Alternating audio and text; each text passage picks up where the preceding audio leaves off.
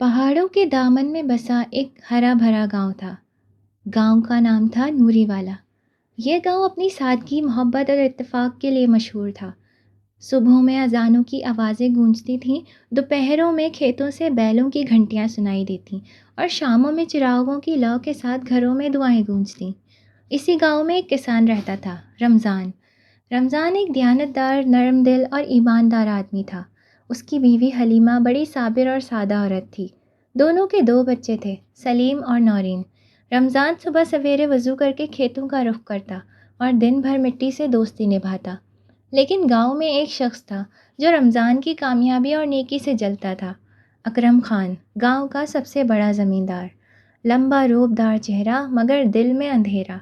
वो दौलत में डूबा हुआ मगर रूह से खाली इंसान था। शाम के वक्त सूरज आहिस्ता आहिस्ता पहाड़ों के पीछे छुप रहा था। आसमान पर नारंगी रोशनी फैल चुकी थी और हवेली के सहन में नीम के दरख्त की छांव में दो आदमी बैठे थे। एक था अकरम खान, गांव का सबसे बड़ा ज़मींदार। दूसरा उसका चापलूसी नौकर नईम, जो हमेशा उसके चेहरे की जुम्बिश देखकर अपनी बात बदल लेता था। अकरम खान के हाथ में सोने की नोकीली छड़ी थी, जिसे वो मिट्टी में घुमाते हुए कह रहा था, नईम, मैं बरसों से इस गांव का सरदार हूँ। मेरे पास ज़मीनें हैं, माल है, ताकत है। फिर भी जब लोग किसी से दुआ करवाते हैं तो वो रमज़ान के दरवाजे पर जाते हैं, मेरे पास नहीं आते। ये कैसी नाइंसाफ़ी है। नईम ने फ़ौरन मसनूई हमदर्दी के अंदाज में कहा, मालिक, लोगों की याददाश्त कमज़ोर होती है। इन्हें बस वही अच्छा लगता है जो नरम लहजे में बात करे। रमज़ान इन सबको अपने झूठे ईमान और आजिज़ी से बहला देता है। अगर आप हुक्म दें तो मैं एक ऐसा जाल बिछाऊं कि इसकी ये झूठी नेकी हमेशा के लिए खाक में मिल जाए। अकरम खान की आंखों में चमक सी आई।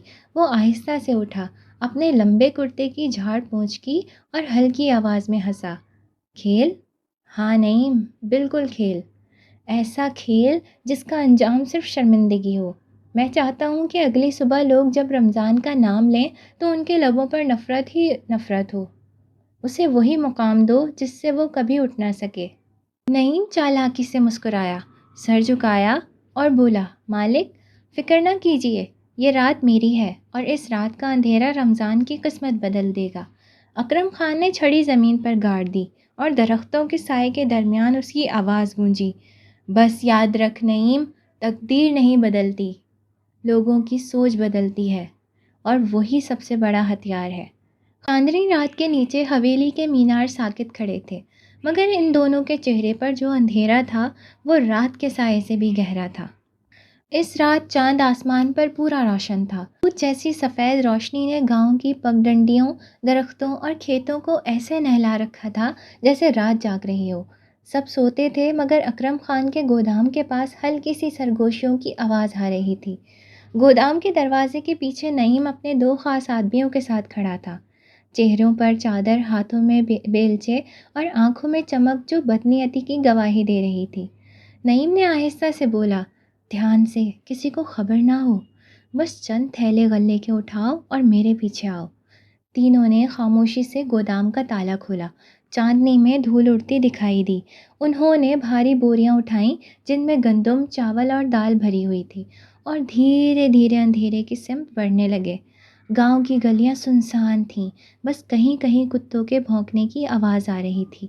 नईम ने सरगोशी की, जल्दी करो, सुबह होने से पहले ये काम ख़त्म होना चाहिए। थोड़ी देर बाद वो तीनों रमज़ान के खेतों के करीब पहुँचे। खेत सरसब्ज थे, हवा में मिट्टी की खुशबू घुली हुई थी और दूर कहीं उल्लू की आवाज़ माहौल को और भारी बना रही थी।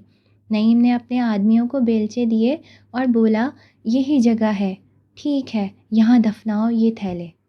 कल जब धूप निकलेगी हम खुद शोर मचाएंगे कि रमज़ान चोर है। मज़दूर जैसे आदमियों ने मिट्टी खोदना शुरू की। मिट्टी नम थी, नरम भी, और हर बेलचा ज़मीन में धंसने के साथ चांदनी की झलक में चमकता था। चंद लम्हों में 5 थैले ज़मीन में दफन हो चुके थे। नईम ने हाथ झाड़े, चेहरे पर मकरू मुस्कुराहट फैलाई और आसमान की तरफ देखकर हंसा। अब कल सुबह देखना तमाशा। लोग उसके खेतों में चोरी का माल देखेंगे और रमज़ान वो तो इज़्ज़तदार रहेगा ही नहीं। हवा जैसे रुक गई, दरख्तों ने अपने साए फैलाए और चांद चुपचाप इस मंजर का गवाह बन गया। فضا میں ایک غیر مرئی اداسی تھی، جیسے زمین خود جانتی ہو کہ ظلم کا بیج بویا جا چکا ہے اور تقدیر خاموشی سے اپنی کہانی لکھنے لگی ہے۔ صبح کی ہلکی روشنی ابھی پوری طرح پھیلی بھی نہ تھی کہ گاؤں کے دروازے پر ایک شور اٹھا۔ مرغ بانگ دے رہا تھا، عورتیں چولہے جلانے میں مصروف تھیں، مگر اچانک ایک آواز گونجی، اکرم خان کا گودام لٹ گیا، سارا غلہ چوری ہو گیا۔ دوسری آوازیں بھی شامل ہو گئیں، سچ کہہ رہا ہے کیا؟ اللہ خیر کرے، کس نے اتنی بڑی جرت کی؟ گاؤں کے مرد اپنے اپنے گھروں سے باہر نکلنے لگے، کسی کے ہاتھ میں لاٹھی تھی، کسی کے چہرے پر حیرت۔ کوئی اکرم خان کے گودام کی طرف دوڑ پڑا۔ وہاں بڑے صحن میں خود اکرم خان پریشان چہرہ لیے کھڑا تھا۔ اس کے برابر میں نعیم ایسے ہمدردی کے انداز میں کھڑا تھا جیسے اسے خود بھی دکھ پہنچا ہو۔ نعیم نے مجمع کی طرف رخ کیا اور بولا، ہم نے رات کو کسی کو نہیں دیکھا، لیکن دیکھو یہ نشان، یہ پگ ڈنڈی کے اس طرف جا رہے ہیں جہاں رمضان کے کھیت ہیں۔ لوگ چونک گئے۔ رمضان؟ نہیں نہیں، وہ تو بہت شریف آدمی ہے، ایک بوڑھے نے کہا، ہمیشہ دوسروں کے لیے دعائیں کرتا ہے، ابھی ایک دانہ بھی چوری نہیں کیا اس نے۔ مگر نعیم کی باتیں چالاکی سے گونج رہی تھیں۔ میں تو کچھ نہیں کہتا بھائیوں، مگر نشان تو جھوٹ نہیں بولتے نا، چلو چل کے دیکھ لیتے ہیں۔ اکرم خان نے جھوٹی سنجیدگی کے ساتھ کہا، ہاں اگر رمضان بے قصور ہے تو سچ سامنے آ جائے گا، اور اگر نہیں۔ وہ بات ادھوری چھوڑ کر مجمع کے ساتھ رمضان کے کھیتوں کی طرف چل پڑا۔ دھوپ تیز ہو چکی تھی، سب کے قدموں سے دھول اڑ رہی تھی اور ماحول میں ایک انجانی سی بے چینی گھل گئی تھی۔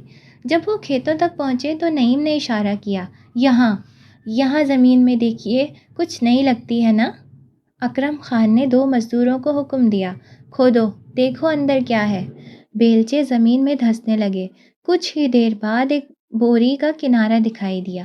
ایک مزدور نے زور لگایا اور جیسے ہی بوری باہر نکلی، سب کی آنکھیں حیرت سے پھٹی کی پھٹی رہ گئیں۔ یہ تو اکرم خان کے گودام کی بوری ہے، کسی نے چیخ کر کہا۔ پھر دوسری، تیسری اور چوتھی بوری بھی نکل آئی۔ اکرم خان نے موقع دیکھ کر زور سے آواز لگائی، یہ ہے تمہارا ایماندار کسان، میرے رب کے نام پر دھوکہ دینے والا۔ لوگ ایک دوسرے کو دیکھنے لگے، کچھ کے دل میں شک، کچھ کے چہروں پر خاموشی۔ رمضان بیچ کھیت کھڑا تھا، پر پسینہ آنکھوں میں صدمہ اور دل میں وہ درد جو کسی بے گناہ کے ساتھ ہوتا ہے۔ اس نے آسمان کی طرف دیکھا، ہونٹ لرزے، آواز بھاری ہو گئی، میرے مولا، میں بے قصور ہوں، میں جانتا ہوں سچ ایک دن ظاہر ہوگا، لیکن اگر آج ذلت لکھی ہے تو میں تیرے فیصلے کے آگے سر جھکاتا ہوں۔ یہ کہہ کر وہ خاموش ہو گیا۔ فضا میں ایک سناٹا چھا گیا، لوگوں نے نظریں جھکا لیں اور اکرم خان کے لبوں پر فاتحانہ مگر ظالمانہ مسکراہٹ ابھر آئی۔ چاندنی رات کا وہ ظلم آج دن کی روشنی میں حقیقت بن چکا تھا، لیکن اوپر آسمان میں بادلوں کے پیچھے سے سورج جیسے گواہی دے رہا تھا۔ سچ کو مٹایا جا سکتا ہے، مگر ہمیشہ کے لیے چھپایا نہیں جا سکتا۔ گاؤں کے امام صاحب اور بزرگوں نے فیصلہ سنا دیا، جب ثبوت رمضان کے خلاف ہیں تو اسے وقتی طور پر قید میں رکھا جائے، اصل حقیقت بعد میں ظاہر ہوگی۔ حلیمہ کے آنسو نہیں رک رہے تھے، بچے دروازے سے چمٹ کر رو رہے تھے۔ رمضان نے پیار سے بیوی سے کہا، رو مت حلیمہ، اگر میرا رب چاہے گا تو سچ ضرور ظاہر ہوگا، یاد رکھنا، جو اللہ لکھ دے اسے کوئی نہیں مٹا سکتا۔ رمضان قید میں چلا گیا۔ جیل کی دیواریں بلند تھیں مگر اس کا ایمان ان سے بھی بلند تھا۔ وہ روز فجر کی نماز پڑھ کر دعا کرتا، اے میرے مالک کے پروردگار، تو حق ظاہر کر دے، ان ظالموں کے دل میں ہدایت ڈال دے۔ دوسری طرف اکرم خان کی زندگی میں سکون ختم ہونے لگا، اس کی فصلیں برباد ہوئیں، نوکر بھاگنے لگے اور اس کی حویلی میں روز بدشگونی ہونے لگی۔ ایک رات اس نے خواب میں دیکھا، ایک بزرگ سفید کپڑوں میں اس سے کہہ رہے ہیں، اکرم، تو نے ایک بے گناہ پر ظلم کیا ہے، اب وقت ہے توبہ کا، ورنہ تقدیر تمہیں مٹا دے گی۔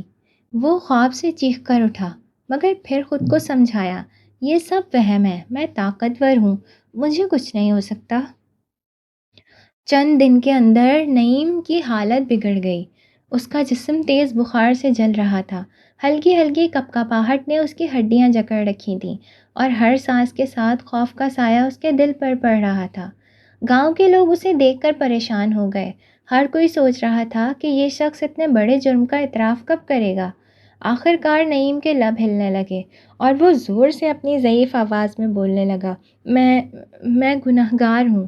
میں نے رمضان پر جھوٹا الزام لگایا اور اکرم خان کے کہنے پر میں نے اس کا سارا غلہ اس کے کھیتوں میں دفنایا۔ وہ رکا، پسینے میں شرابور ہو کر اپنی پیشانی جھکائی اور پھر دھیرے دھیرے کہا، اللہ مجھے معاف کر دے۔ میں نے بے قصور کو تکلیف دی اور اپنی جان سے بھی بڑھ کر اس پر ظلم کیا۔ پورے گاؤں میں جیسے سناٹا سا چھا گیا۔ عورتیں کانپ رہی تھیں، بچے بے ساحری سے کھڑے تھے اور مرد چپ چاپ نعیم کی باتیں سن رہے تھے۔ اکرم خان کے چہرے پر پسینہ بہنے لگا، اس کی آنکھوں میں حیرت اور شرمندگی کی ملی جلی کیفیت تھی۔ وہ جو کبھی خود کو سب کا مالک سمجھتا تھا، اب اپنی حرکتوں پر شرمندگی محسوس کر رہا تھا۔ گاؤں کے لوگ فوری طور پر رمضان کے پاس گئے، اسے جیل سے رہا کروایا اور سب نے مل کر دعا کی کہ اللہ رمضان کو صبر اور سکون عطا کرے۔ رمضان جو کچھ دن پہلے شرمندگی اور اذیت کے مارے پریشان تھا، اب گاؤں کے درمیان کھڑا تھا، چہرے پر سکون، آنکھوں میں شکر گزاری اور دل میں اللہ کی رضا کے ساتھ یہ سوچ کہ اللہ کی عدالت ہمیشہ سچائی کی حفاظت کرتی ہے۔ ظلم اور جھوٹ صرف وقتی کامیابی دے سکتے ہیں، مگر نیکی اور صبر ہمیشہ قائم رہتے ہیں۔ گاؤں کے لوگوں نے نعیم کو معاف کیا اور اکرم خان نے بھی اپنی غلطیوں کا اعتراف کیا۔ جیسے جیسے وقت گزرتا گیا، رمضان کی زمینوں پر اتنی فصل ہوئی کہ گاؤں میں خوشحالی پھیل گئی۔ لوگ اسے بابا رمضان کہنے لگے۔ اکرم خان نے اپنی دولت کا بڑا حصہ خیرات کر دیا۔ وہ روز مسجد میں بیٹھ کر قرآن سنتا اور آنسو بہاتا۔ رمضان اکثر بچوں کو بٹھا کر کہتا، بیٹوں کسی کے نصیب پر رشک نہ کرو، ہر دل کا رزق الگ لکھا ہے۔ انسان چال چل سکتا ہے، مگر تقدیر کا قلم صرف اللہ کے ہاتھ میں ہے۔ محلوں میں نہیں بلکہ دلوں میں روشنی پھیل گئی۔ اکرم خان کا غرور مٹ گیا اور رمضان کی عاجزی سب کے دلوں پر چھا گئی۔ اللہ کی تقسیم نے ایک بار پھر ثابت کر دیا کہ جو وہ لکھ دے اسے کوئی مٹا نہیں سکتا۔